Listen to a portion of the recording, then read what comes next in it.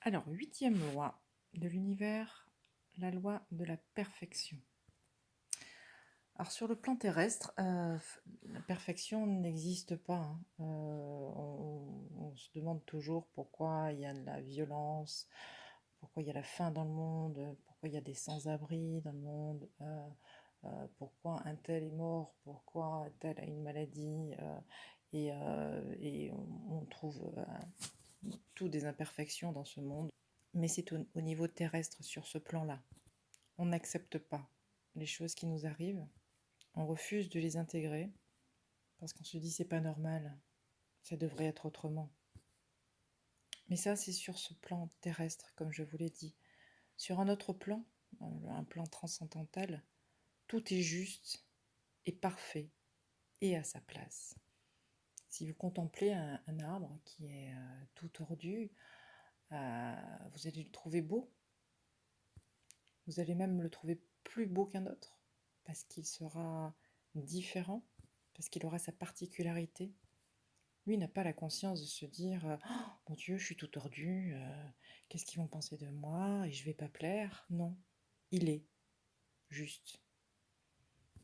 Comme tout ce qui est dans la nature est. Nous, on a beaucoup de mal à juste être. On veut être quelque chose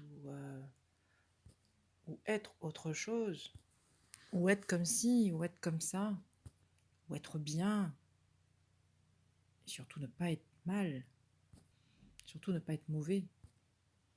Pour la plupart d'entre nous, nous n'acceptons pas ce qui arrive en ce moment. Ce virus, cet effondrement, ce collapse. Et pourtant, ça fait partie du grand plan. Nous devons lâcher tout ce qui nous retient à ce monde pour pouvoir passer dans un autre monde, pour pouvoir donner naissance à un autre monde. Il faut savoir que tout est énergie. Donc quand on focalise sur l'imperfection, notre énergie va se focaliser sur le négatif. Et là, notamment, si on focalise toute notre attention sur cet effondrement, sur cette restriction de liberté, sur ces incohérences, on nourrit cette énergie de violence, de peur et de colère. La perfection a été inventée par l'homme.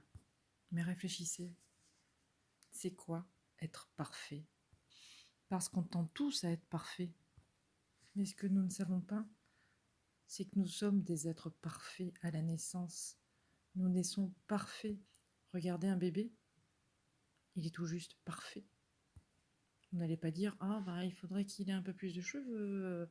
Là, ah il est un peu trop gros. Là il a les jambes un peu courtes quand même. Hein. Non, on s'émerveille juste sur l'être qu'il est. Et comme je vous ai donné l'exemple de l'arbre, c'est notre imperfection qui fait notre perfection, qui fait notre individualité, qui fait notre entièreté. Et c'est accepter ces imperfections pour les transcender et pour s'en faire un allié.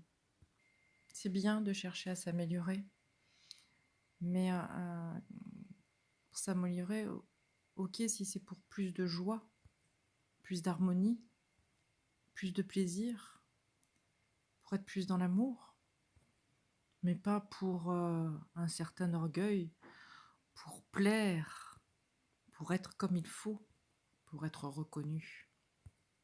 Comme je disais, tout est parfait dans l'univers. Nos erreurs sont parfaites parce qu'elles nous amènent à grandir, parce qu'on a besoin de tomber pour se relever, parce que plus vous chercherez à être parfait aux yeux des autres, moins vous serez parfait, parce que vous ne serez pas vous. L'imperfection, c'est juste être vous et accepter cette imperfection qui fait de vous un être parfait.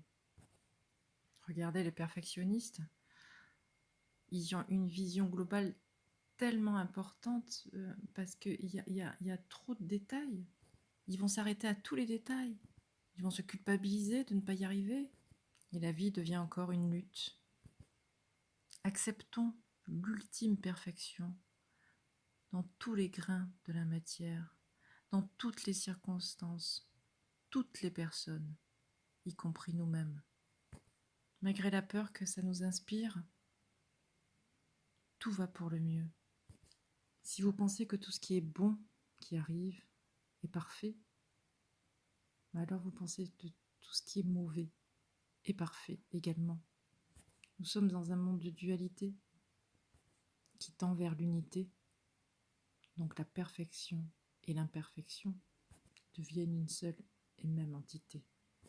Soyez juste vous, et vous verrez comme vous êtes grand et parfait.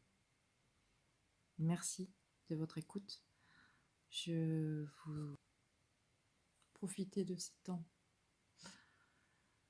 pour penser autrement. Alors à la prochaine, pour la prochaine vidéo. En attendant, portez-vous bien, prenez soin de vous et à bientôt. Au revoir.